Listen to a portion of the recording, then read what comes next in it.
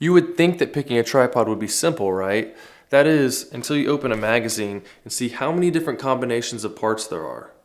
Well, let me show you a few features that you'll definitely need for better videos.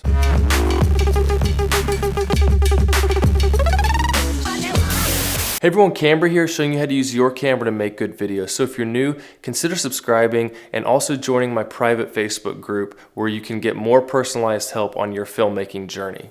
And today I want to show you what to look for when choosing a tripod for video, as well as my suggestion for a good starter tripod that's going to last you for a long time. Now, unless you want to use shaky movements to enhance the feeling of a scene, you want to be very intentional with your movements in video, and this usually translates to smooth movement in your shots. And tripods are one of the most basic and essential tools for filmmaking, but you don't want to just go with any tripod and you don't want to go cheap, because like most filming equipment, you get what you pay for, and you'll probably end up spending more money because you'll quickly realize the limitations of the cheap stuff and then end up buying the expensive stuff too. Yeah, I've done this. If you buy a tripod that's built for photography, then you won't be able to get smooth movement because it's designed to lock in place rather than give fluid movement. So the most essential part of the tripod is the design of the tripod head. And for video, you want to make sure you get a fluid head tripod, which will allow you to control the friction of each axis for smooth panning and tilting movements. And it's also very convenient to get a tripod head with a quick release system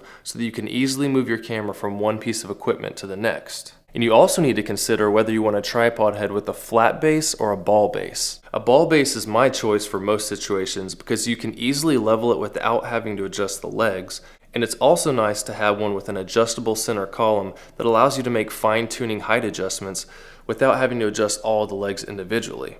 Although the higher you extend it, the less stable it'll be. And the only issue I have with the ball-based tripod head is when I attach a slider to it. Because once you move the slider all the way out to either side, the tripod head will tilt from the weight of the camera and make your sliding movements uneven. And a flathead base solves this problem by staying in place and giving you nice level shots throughout the whole sliding movement.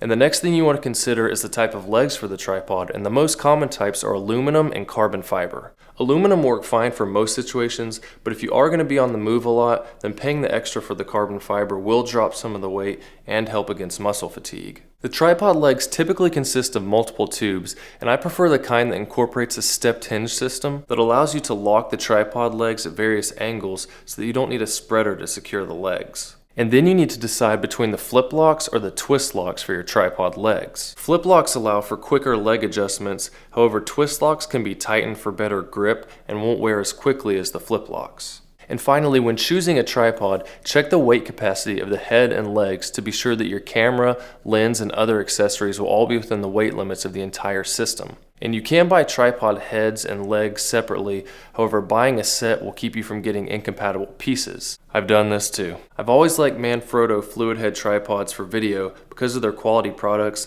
and for DSLR filmmaking I suggest this Manfrotto 500 fluid video head with the 190X video aluminum legs and the leveling column kit. And if you do have the extra cash, the carbon fiber version is stronger and lighter, which is a definite plus because camera equipment can get heavy very quickly. And if you do want to learn more about filmmaking, come join my Facebook group, Camber Motion Community, where you can interact more with me and the group on various filmmaking topics to help improve your skills. And if this video is helpful, please help me out by leaving a like, subscribe if you haven't, and I'll see you soon.